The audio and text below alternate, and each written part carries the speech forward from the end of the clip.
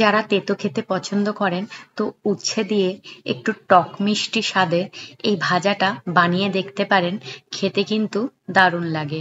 তো আমি 250 গ্রাম উচ্ছে নিয়ে নিয়েছি। ভালো করে জল দিয়ে প্রথমে গোটা গোটা উচ্ছেগুলোকেই ধুয়ে নেব। ক্রমাগত 2 থেকে 3 বার উচ্ছেগুলো ভালো করে ধুয়ে নেব। এবার একটা বাটির মধ্যে জল নিয়ে নিয়েছি। 1 চামচ নুন দিয়ে ভালো করে নেড়ে ছেড়ে জলটা যাতে নুনটা মিশে যায়। এবার উচ্ছেগুলো 10 থেকে 15 মিনিটের জন্য ভিজিয়ে রেখে দেবো। এখানে আমি তেঁতুল নিয়ে নিয়েছি। তেঁতুলের মধ্যে একটু গরম জল দিয়ে ভিজিয়ে রাখবো, যাতে তেঁতুলটা খুব সহজেই মানে একদম পাল্পটা বেরিয়ে আসে। 10 থেকে 15 মিনিট পর উচ্ছেগুলো জল থেকে তুলে নেব।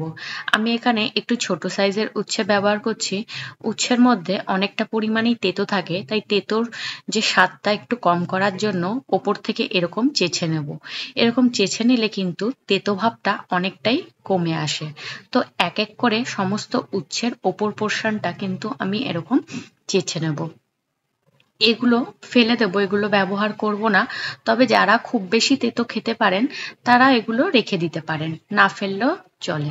এবার গোল গোল করে একদম পাতলা পাতলা করে কেটে নেব। প্রথমেই বলি, মানে আগেও বলেছি আমি, এই উচ্ছের ভাজাটা কিন্তু একটু টক মিষ্টি হয়, খেতে কিন্তু ভালোই লাগে।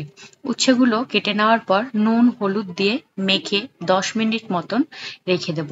10 মিনিট পর উচ্ছের থেকে অনেকটা পরিমাণেই জল বেরাবে, সেই জলটা কিন্তু ভালো করে চিপে চিপে ফেলে দিতে হবে। এখানে আমি একদম ছোট সাইজের দুটো পেঁয়াজকে কুচি করে নিয়েছি, আর তার সাথেই 5 থেকে 6 কোয়া রসুনকে একদম কুচি করে কেটে নিয়েছি। 10 মিনিট পর উচ্ছেগুলো দেখুন এইভাবে চেপে চেপে যতটা জল বের করা যায় ততটা জল কিন্তু ফেলে দেবো, তাতে তেঁতোর ভাবটা কম হবে। কড়াইয়ের মধ্যে সর্ষের তেল দিয়ে জিরে আর মৌরি, তার সাথেই সামান্য হিং দিয়ে দিলাম। এবার ভালো করে উচ্ছের থেকে জলগুলো বার করে নিয়ে এই কড়াইয়ের মধ্যে দিয়ে দিলাম। গ্যাসের ফ্লেমটা মিডিয়াম রেখেছি। ভালো করে নেড়ে চেড়ে এটা হতে দেব। উচ্ছেটা ভাজা করে নেব, তবে খুব বেশি একদম ভাজা করব না, হালকা একটু এরকম ভাজা করে নিতে হবে। এবার একটা প্লেটের মধ্যে উচ্ছেগুলোকে নামিয়ে রেখে দিচ্ছি। এবার ওই কড়াইয়ের মধ্যেই আরেকটু সর্ষের তেল দিলাম। এই ভাজাটার মধ্যে তেলের পরিমাণ একটু বেশি দিলে খেতে ভালো লাগে।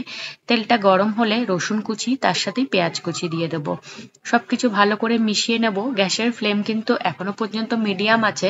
পেঁয়াজের রংটা একটু বাদামি হওয়া পর্যন্ত ভেজে নিতে হবে।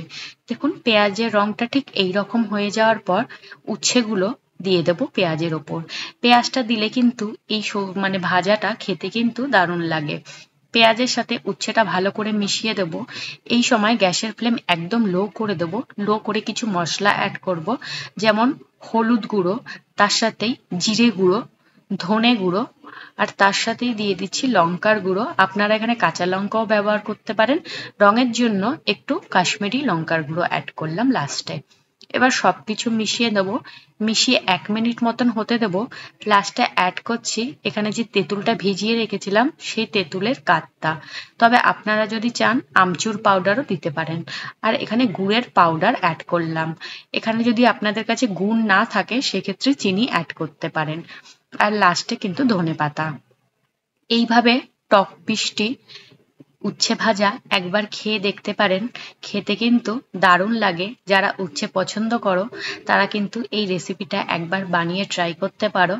আমরা যদিও পরোটা বা রুটির সাথেই এটা খেয়ে থাকি,